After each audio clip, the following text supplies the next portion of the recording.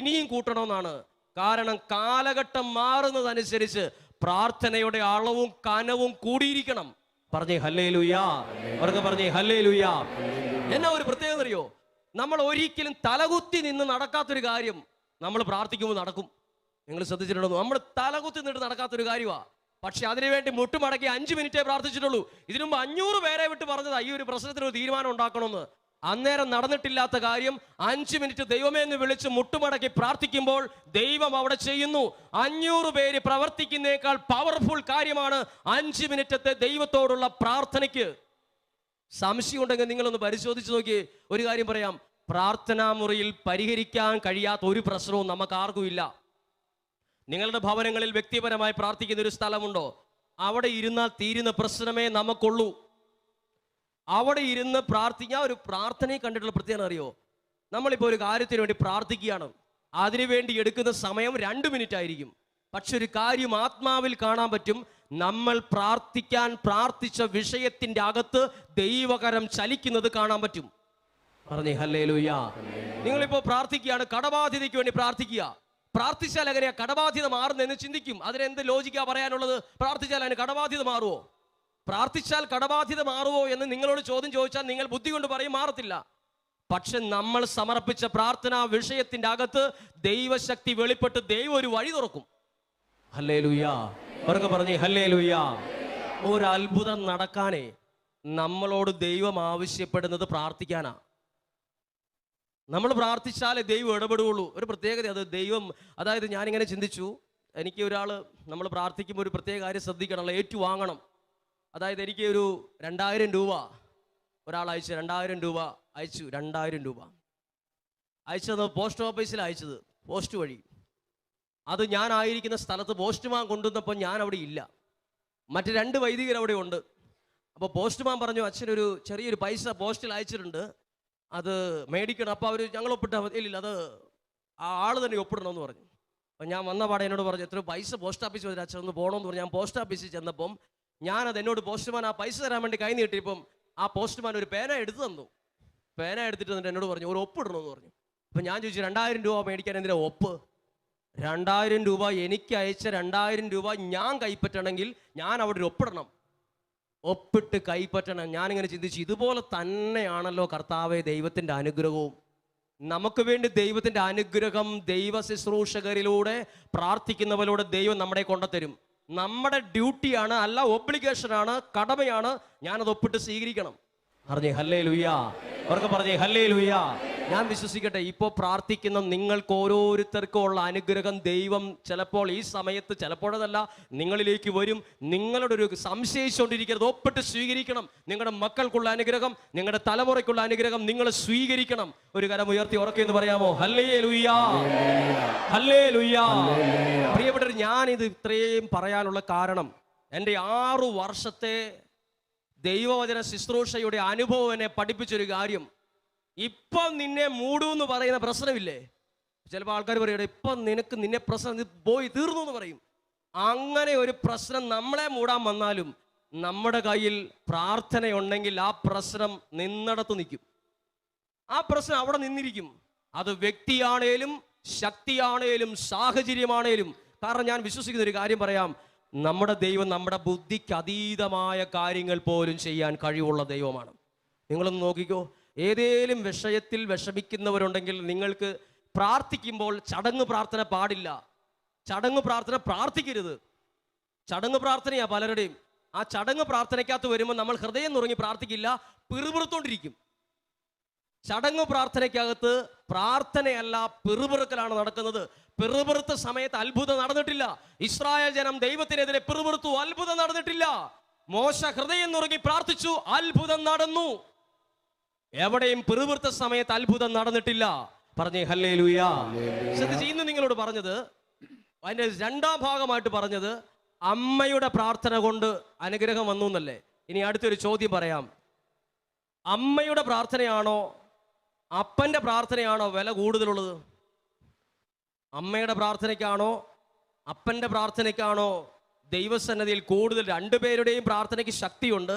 Bible എൻ്റെതായ അനുഭവത്തിൽ വായിച്ചപ്പോൾ എനിക്ക് മനസ്സിലായി, അമ്മ പ്രാർത്ഥിക്കുന്നേക്കാൾ വലിയ അത്ഭുതം നടക്കും ആ വീട്ടിലെ അപ്പൻ പ്രാർത്ഥിക്കുന്ന ആളാണെങ്കിൽ.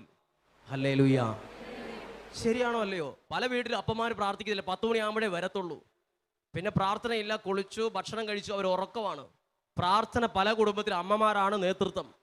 അപ്പന്മാർ പലപ്പോഴും തിരക്കും, ബിസിനസ്, ജോലി, പൈസ കൈകാര്യം ചെയ്തു, അവരുടെ കാര്യം നോക്കി, അതായി ഇതായി, ചിലപ്പോൾ ടൈമിൽ വരത്തില്ല. പക്ഷെ ഒരു കാര്യം, പ്രാർത്ഥിക്കുന്ന അപ്പച്ചന്മാർക്കെല്ലാം സന്തോഷ വാർത്ത. പ്രാർത്ഥിക്കാത്തവർക്ക് കൂടി പ്രാർത്ഥിക്കാൻ തോന്നും. ദൈവവചനത്തിൽ കാണുന്ന ഒരപ്പൻ ദൈവസന്നിധിയിൽ ചെന്ന് പ്രാർത്ഥിച്ചപ്പോൾ മക്കൾ രക്ഷപ്പെട്ടു എന്നല്ല, കുടുംബം മുഴുവൻ രക്ഷപ്പെട്ടു എന്ന് ബൈബിൾ എഴുതിയിട്ടുണ്ട്.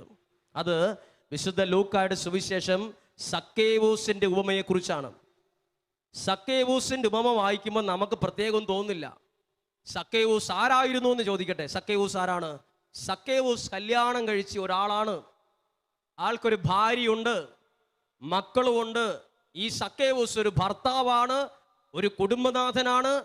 മാതാപിതാക്കളുണ്ട്, ഭാര്യയുണ്ട്, മക്കളുണ്ട്, ഒരു കുടുംബത്തിൽ ജീവിച്ച ആളാണ് സക്കേവൂസ്.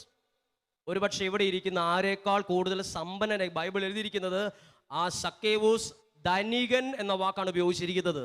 പറഞ്ഞേ ഹല്ലേലൂയ. സക്കേവൂസ് ഒരു പണക്കാരനായിരുന്നു എഴുതിയിട്ടില്ല. പണക്കാരൻ നമ്മൾ ആരെയാ പറയുന്നത്? അത്യാവശ്യം പണമുള്ള ഒരാളെ നമ്മൾ പറയും അത് നല്ലൊരു പണക്കാരൻ്റെ വീടാകട്ടോ അല്ലെ പണക്കാരനാകട്ടോ എന്ന് പറയും. ചില ആളുകളെ നമ്മൾ നോക്കിയിട്ട് പറയും പണക്കാരൻ. നമ്മൾ വേറൊരു വാക്ക് ഉപയോഗിക്കും, ആളൊരു ധനികനാണെന്ന് പറഞ്ഞാൽ അതിനേക്കാൾ പണമുള്ള ഒരാളെയാണ് ആ വാക്ക് ഉപയോഗിക്കുന്നത്. ബൈബിളിൽ ഇവിടെ ഉപയോഗിച്ചിരിക്കുന്നത് ധനികൻ എന്ന വാക്കാണ്. അതിൻ്റെ അർത്ഥം നല്ല സാമ്പത്തിക ഭദ്രതയുള്ള ആളാണ്. ഈ കുടുംബനാഥനാണ് ഒരു ദിവസം ഈശോയെ കാണാൻ വേണ്ടി പോകുന്നത്. അമ്മ ആ കുടുംബത്തിലെ അയാളുടെ ഭാര്യ പോയി എന്നല്ല എഴുതിയിരിക്കുന്നത്. ആ കുടുംബത്തിലെ കുടുംബനാഥൻ തിരക്കെല്ലാം മാറ്റിവെച്ച് ദൈവസന്നിധിയിൽ ചെന്നു. ഏതെങ്കിലും ഒരു കുടുംബനാഥൻ ജീവിതത്തിൻ്റെ തിരക്കും ഉത്തരവാദിത്തങ്ങളും സമയവും മാറ്റിവെച്ച്, ആരോഗ്യം മാറ്റിവെച്ച് ദൈവസന്നിധിയിൽ ചെന്നിട്ടുണ്ടോ? ആ കുടുംബനാഥനിലൂടെ ആ കുടുംബം മുഴുവൻ അനുഗ്രഹം പ്രാപിച്ചിരിക്കും. അത് കർത്താവിൻ്റെ ഒരു വെളിപ്പാട് തന്നെയാണ്. പറഞ്ഞേ ഹല്ലേലൂയ. ഒന്നുറക്കെ പറഞ്ഞേ ഹല്ലേലൂയ. പ്രത്യേകിച്ച് ഒരു കാര്യം, നമ്മൾ ഈ കാലഘട്ടത്തിൽ ഒരു പ്രത്യേക പോസിറ്റീവായിട്ടൊരു കാര്യം പറയട്ടെ. പോസിറ്റീവായിട്ട്, അതായത് ഒത്തിരി ആളുകൾ പ്രാർത്ഥിക്കുന്നവരായി മാറിയിട്ടുണ്ട്. ഭയങ്കര നമ്മൾ സാധാരണ ജീവിതം നയിക്കുന്ന ഒരുപാട് പേര് നല്ല പ്രാർത്ഥിക്കുന്ന ആളായി മാറിയിട്ടുണ്ട്. ഒരപ്പച്ചൻ പറയുക, ഞാൻ പ്രാർത്ഥിക്കുന്ന ആളല്ലായിരുന്നു അച്ചോ, എൻ്റെ മകൻ്റെ പ്രാർത്ഥനയും വിശ്വാസവും കണ്ടിട്ട് ഞാനും കൂടി ഇപ്പോൾ പ്രാർത്ഥിക്കാൻ തുടങ്ങിയെന്ന്. പണ്ട് അപ്പന്മാർ പ്രാർത്ഥിച്ചിട്ടാണ് മക്കൾ പ്രാർത്ഥനയിലേക്ക് വരുന്നതെങ്കിൽ ഇന്നൊരു വേറൊരു വ്യത്യാസമുണ്ട്. മക്കൾ തീക്ഷ്ണതയുള്ളതായതുകൊണ്ട് ഇപ്പോൾ ആ കുടുംബത്തിലെ അപ്പച്ചൻ പറയുകയാണ്, എൻ്റെ മക്കളൊക്കെ ഭയങ്കര വിശ്വാസികളും പ്രാർത്ഥനക്കാരുമോ, കുർബാന മുടക്കത്തില്ല, പ്രാർത്ഥന മുടങ്ങത്തില്ല, അവരതിൽ നീറുപോലെയാണ് നിൽക്കുന്നത്, അതുകൊണ്ട് ഞാനും ഇപ്പോൾ പ്രാർത്ഥന മുടങ്ങാറില്ലെന്ന്. മക്കളിലൂടെ അപ്പന്മാര് ദൈവത്തെ അറിഞ്ഞ ഒത്തിരി പേരുണ്ട്. എന്നാൽ ഈ വാക്ക് നോക്കിക്കേ, സക്കേവൂസ് ഒരു ദിവസം ഈശോയെ കാണാൻ പോയപ്പം സക്കേവൂസിനോട് ഇറങ്ങി വരാൻ പറഞ്ഞപ്പോൾ ആദ്യം പറഞ്ഞ വാക്ക് എന്നാണെന്നറിയോ?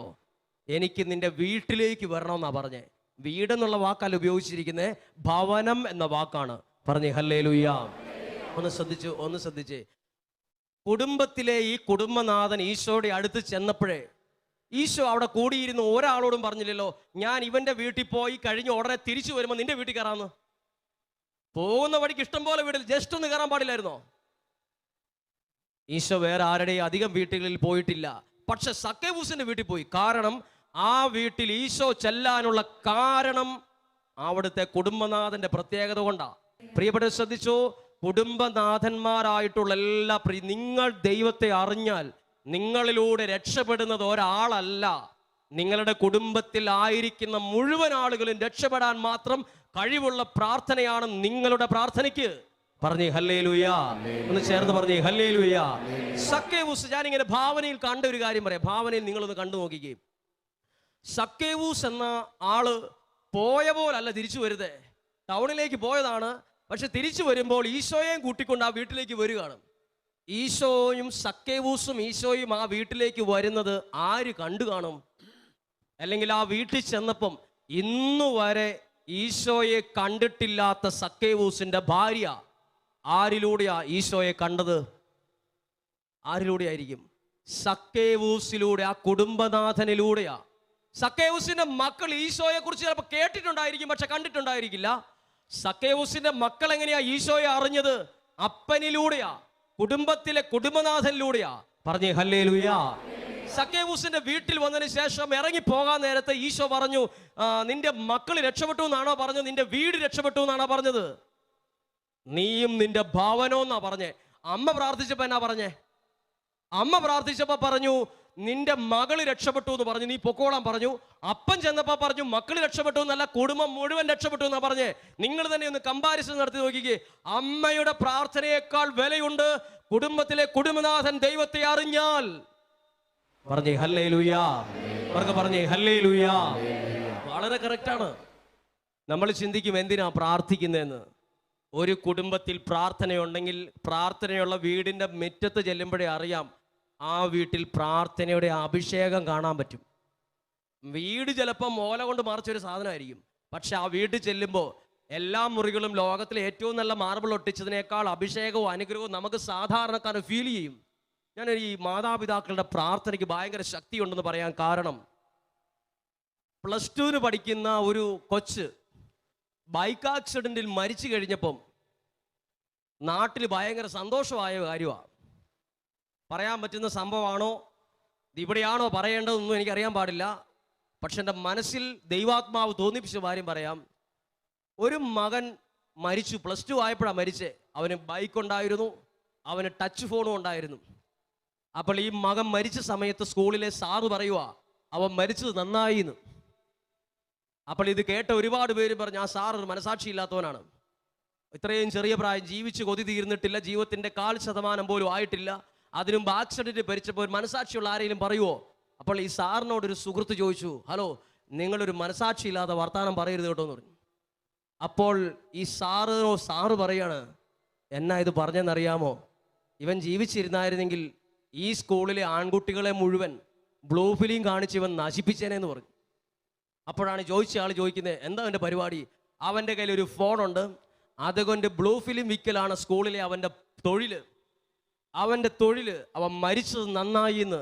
അവൻ ഈ സ്കൂളിലെ ഒന്നും അറിയാത്ത കുറേ പാവപ്പെട്ട കുട്ടികളെ കൊണ്ടുവന്ന് എങ്ങനെയും വീട്ടിൽ നിന്ന് പൈസ മോഷ്ടിക്കാനുള്ള സമയ സാഹചര്യങ്ങൾ സൃഷ്ടിച്ച് ഇവിടെ കൊണ്ടുവന്ന് വിറ്റ് പല കുട്ടികളും പഠിക്കത്തില്ല, പല കുട്ടികളും കള്ളക്കളികൾ പഠിച്ചു, രീതികൾ പഠിച്ചു, സ്വഭാവം നഷ്ടപ്പെട്ടു, എല്ലാ രീതിയിലും നശിപ്പിക്കുകയായിരുന്നു അവൻ്റെ തൊഴിൽ.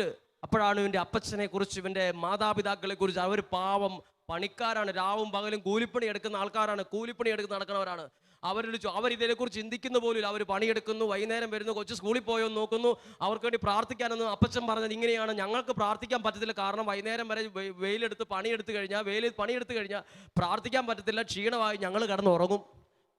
എത്ര ക്ഷീണമാണേലും ഈ അപ്പച്ചൻ പറയുവാണ്, മക്കൾക്ക് വേണ്ടി പ്രാർത്ഥിക്കാത്തതിൻ്റെ കുറവ് ഇപ്പം എനിക്ക് പിടികിട്ടിയത്. മക്കൾക്ക് വേണ്ടി പ്രാർത്ഥിക്കാത്തതിൻ്റെ കുറവ് എനിക്കിപ്പോഴാ പിടികിട്ടിയെന്ന് പറഞ്ഞു. ഒരു സാധാരണ മനുഷ്യനാ പറഞ്ഞെങ്കിലും അതിനകത്ത് വലിയൊരു ആത്മീയ സത്യമുണ്ട്. ഞാനൊരു കാര്യം പറയട്ടെ, നിങ്ങളിപ്പോൾ പ്രാർത്ഥിക്കുന്നതിനേക്കാൾ കൂടുതൽ അളവിൽ പ്രാർത്ഥിച്ചേ പറ്റൂ. പല പ്രാർത്ഥനകളും ചതഞ്ഞെന്നുള്ള പ്രാർത്ഥനയാണ്, പ്രാർത്ഥിക്കാൻ വേണ്ടിയുള്ളൊരു പ്രാർത്ഥനയാണ്. പ്രാർത്ഥിക്കാൻ വേണ്ടി പ്രാർത്ഥിച്ചിട്ട് കാര്യമില്ല, കൈയടിക്കാൻ വേണ്ടി കൈയടിച്ചിട്ട് കാര്യമില്ല, ഹല്ലേലൂയ പറയണ്ടേന്ന് വിചാരിച്ച് ഹല്ലേലൂയ പറഞ്ഞിട്ട് കാര്യമില്ല. ഇതെല്ലാം ഹൃദയത്തിൽ നിന്ന് പറഞ്ഞു നോക്കിക്കേ. സർവശക്തനായ ദൈവം എൻ്റെ പ്രാർത്ഥനയ്ക്ക് മുമ്പിൽ ഇറങ്ങി സ്വർഗത്തിൽ നിന്ന് അഗ്നി ഇറക്കുന്നത് നഗ്നനേത്രങ്ങൾ കൊണ്ട് കാണാൻ പറ്റിയിരിക്കും. പറഞ്ഞേ ഹല്ലേലൂയ, ഒന്നുറക്കെ പറഞ്ഞേ ഹല്ലേലൂയ. ഈ വിഷയം പറഞ്ഞപ്പോഴേ എത്ര മാതാപിതാക്കൾ ഇത് പറഞ്ഞ് ഓടി വന്നു, എൻ്റെ കൊച്ചിന് വേണ്ടി പ്രാർത്ഥിക്കണം. അപ്പോഴാണ് മൈസൂര് ഭാഗത്ത് പഠിക്കുന്ന ഒരു കൊച്ച്. അപ്പോൾ ഈ കൊച്ചിന് വേണ്ടി അമ്മയും അപ്പനും അവരുടെ രണ്ടാമത്തെ മകളും, ഒരു 2 മക്കളെ ഉള്ളൂ, ഒന്ന് മൂത്ത ഒരു ആണും രണ്ടാമത്തെ പെങ്കൊച്ചുമാണ്.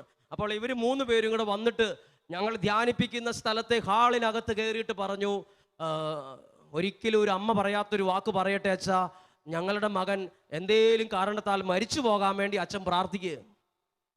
ഒരമ്മ സ്വന്തം മകൻ മരിച്ചു പോകാൻ വേണ്ടി പ്രാർത്ഥിക്കുമോ? ഞാൻ നുണയല്ലേ പറയുന്നത്? നിങ്ങൾക്ക് തോന്നും 100% നല്ലൊരു സ്ഥലമാണ്, അവിടെ നുണ പറയില്ല. നുണയിലൊരമ്മ ഞാൻ ചോദിച്ചു, നിങ്ങൾ എന്താ ഇങ്ങനെ പറയുന്നത്, എന്താ കാരണം?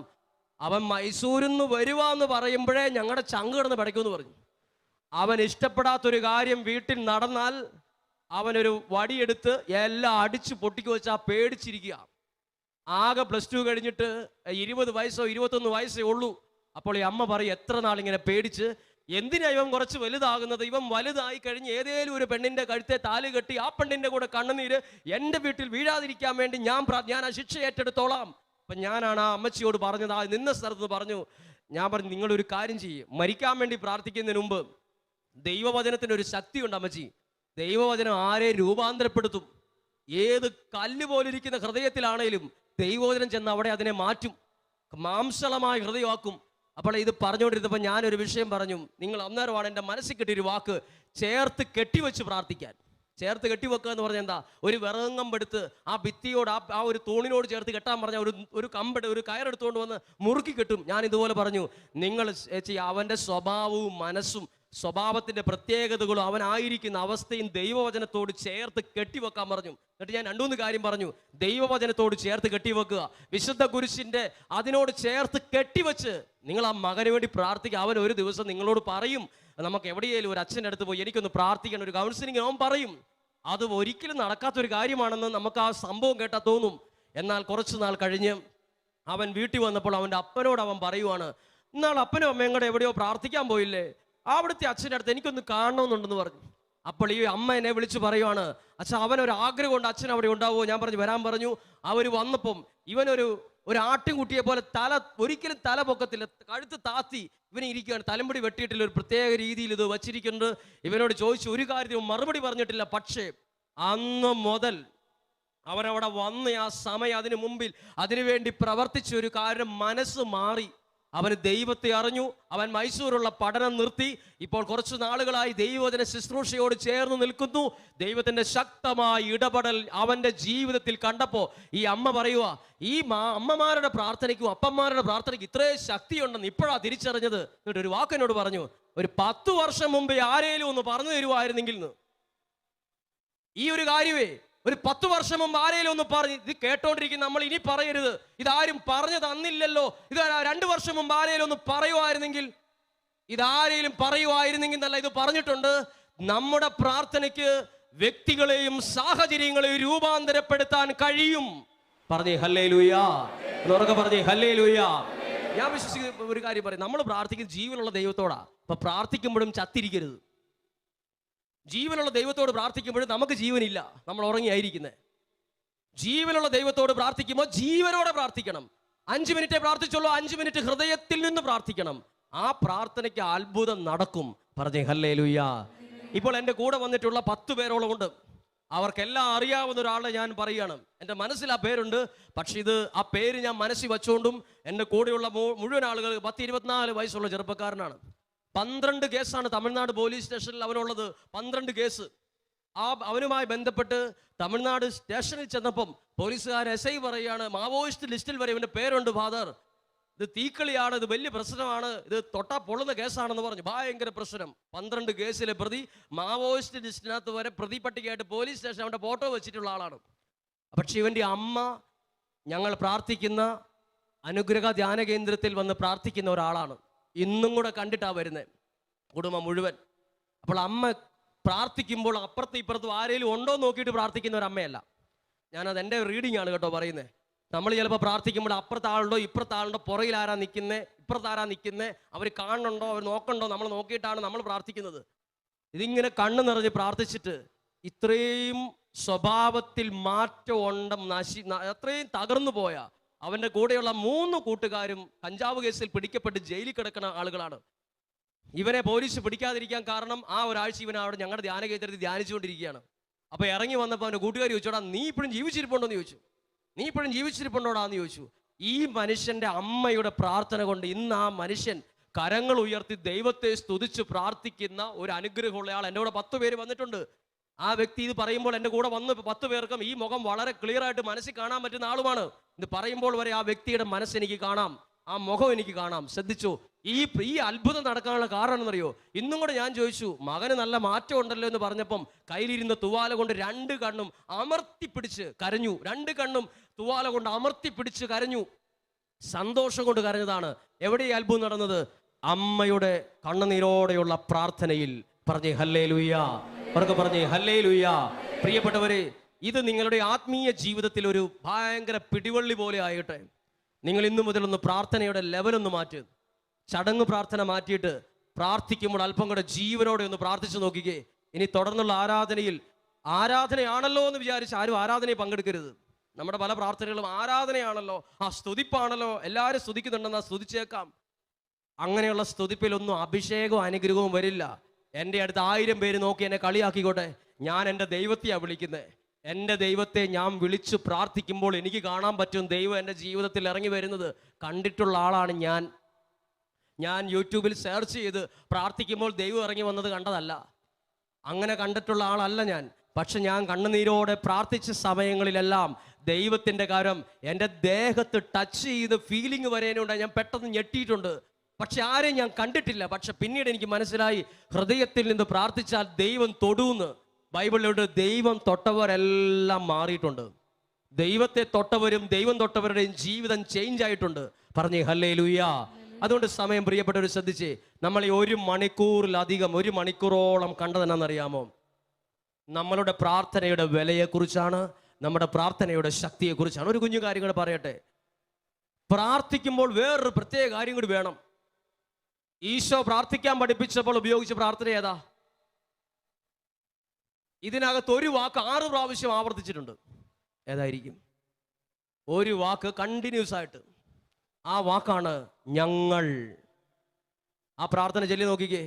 ഞങ്ങൾ ഞങ്ങൾ ഞങ്ങൾ ഞങ്ങൾ ഞങ്ങൾ എന്നുള്ള 6. എന്തിനാ ഈ ഒരൊറ്റ വാക്ക് ഞങ്ങൾ എന്ന വാക്ക് അതിനകത്ത് ഇത്രയും പ്രാവശ്യം ആവർത്തിച്ചിരിക്കുന്നത്? സ്വർഗസ്ഥനായ പിതാവേ എന്ന പ്രാർത്ഥന 1 മിനിറ്റ് ഇല്ല, 1 മിനിറ്റേ ഉള്ളൂ. അതിനകത്ത് 1 പ്രാവശ്യം ഞങ്ങൾ എന്ന് പറഞ്ഞാൽ പോരെ? അന്നൊന്ന് വേണ്ടുന്ന ആഹാരം ഞങ്ങൾക്ക് തരണമേ, ഞങ്ങൾ ഞങ്ങൾ ഞങ്ങൾ. എന്താ ഈ ഞങ്ങളെന്ന് പ്രത്യേകത? പ്രാർത്ഥനയിൽ ദൈവം നമ്മുടെ പ്രാർത്ഥന കേൾക്കണമെങ്കിൽ നമ്മൾ ഞങ്ങളാകണം. ഒരു വീട്ടിൽ 4 പേരുണ്ടോ? 4 വഴിക്കാ. ഒന്നും പറഞ്ഞാലും മനസ്സിലാവില്ല. മനസ്സുകൊണ്ട് ഞങ്ങളല്ല വീട്ടിൽ. ഒരു സമൂഹത്തിൽ പ്രാർത്ഥിക്കുമ്പോൾ 10 മനസ്സോടെ ഇരുന്നാൽ അത് ഞങ്ങളല്ല. ഒരിടവകയിൽ 100 ഗ്രൂപ്പാ. പ്രാർത്ഥനാ ഗ്രൂപ്പിൽ 50 ഗ്രൂപ്പാണ്. എല്ലായിടത്തും ഗ്രൂപ്പിസവും പൊളിറ്റിക്സുമാണ്. ഈശോ പഠിപ്പിച്ച പ്രാർത്ഥന മനസ്സിരുത്തി ഒന്ന് ചെല്ലിയാൽ തന്നെ നമ്മുടെ പ്രാർത്ഥന മാറും. ഈശോ പറഞ്ഞു, അവരും ഇവരുമായിട്ടൊരു ചേർച്ചയില്ലാതെ പ്രാർത്ഥിക്കരുത്, ഞങ്ങളായിട്ട് നിൽക്കണം. ധ്യാന കേന്ദ്രത്തിൽ ശുശ്രൂഷ ചെയ്താലും ഇവിടെ ശുശ്രൂഷ ചെയ്താലും ലോകത്തിൽ ദൈവത്തിൻ്റെ മുമ്പിൽ നിൽക്കുമ്പോൾ ഞങ്ങളായിട്ട് പ്രാർത്ഥിക്കണം. ഇന്നത്തെ ആരാധനയുണ്ടല്ലോ, ഞങ്ങളായിട്ടൊന്ന് നിന്ന് പ്രാർത്ഥിക്കണം. പറഞ്ഞേ ഹല്ലേലൂയ. ഞങ്ങളായിട്ട് നിന്ന് പ്രാർത്ഥിക്കണം. ഞങ്ങളാ. എൻ്റെ വീട്ടിൽ 4 പേര്, 4 സ്വഭാവക്കാരും വിഷമവും അസ്വസ്ഥതയുള്ളവരോ, പക്ഷെ പ്രാർത്ഥിക്കുമ്പോൾ ഞങ്ങളായിട്ട് പ്രാർത്ഥിക്കണം. ഞങ്ങളായിട്ട് പ്രാർത്ഥിക്കുമ്പോൾ സ്വർഗത്തിലെ ദൈവം അവിടെ ഇറങ്ങി പ്രവർത്തിച്ചിരിക്കും. നിങ്ങൾ തന്നെ ഓർത്ത് നോക്കി, ഒരു കുഞ്ഞ് പ്രാർത്ഥന പഠിപ്പിച്ചപ്പം അതിനകത്ത് 6 പ്രാവശ്യം ഞങ്ങൾ ഞങ്ങൾ ഞങ്ങളെന്നുണ്ട്. ഞങ്ങളായിട്ട് പ്രാർത്ഥിക്കണം. മനസ്സൊരു ഇടവകയിൽ ഞാനിങ്ങനെ ചിന്തിച്ചു, നമ്മൾ ഈ ഇടവകയിൽ മുഴുവൻ എല്ലാ വർഷവും ധ്യാനം നടത്തുക. ധ്യാനം നടത്തിയിട്ടൊന്നും ഒരു വലിയ ചേഞ്ച് ഒന്നുമില്ല. ഒരു ധ്യാനവും പാട്ടും കൊട്ടും ബഹളവും കഴിഞ്ഞിട്ട് ഒറ്റ പോക്കാണ്. ധ്യാനം ഉണ്ടായിരുന്നു എന്ന് പറഞ്ഞു. അവിടെ സ്വർഗത്തിൻ്റെ അഭിഷേകം ഇറങ്ങാത്തതിൻ്റെ കാരണം എന്താ? അവിടെ പിന്നീട് ആ വിഷയത്തെ ചിന്തിക്കുമ്പോഴറിയണത്, പ്രാർത്ഥനാ ഗ്രൂപ്പ് 100 പൊളിറ്റിക്സ് ഉണ്ട്. ഇടവകയിൽ 3-4 ഗ്രൂപ്പുണ്ട്. ഇവർക്കെതിരാണ്, അവിടെ എതിരാണ്, അവർ ഇതിൻ്റെ കാര്യത്തിനെതിരാണ്, അവർ പള്ളി കയറാത്തവരാണ്. ഞങ്ങളല്ല, ഞങ്ങളാകുന്നില്ല. ഒരു കുടുംബത്തിൽ ഞങ്ങളാകണം, ഒരു ധ്യാന കേന്ദ്രത്തിൽ ഞങ്ങളാകണം, ഒരു ഇടവകയിൽ ഞങ്ങൾ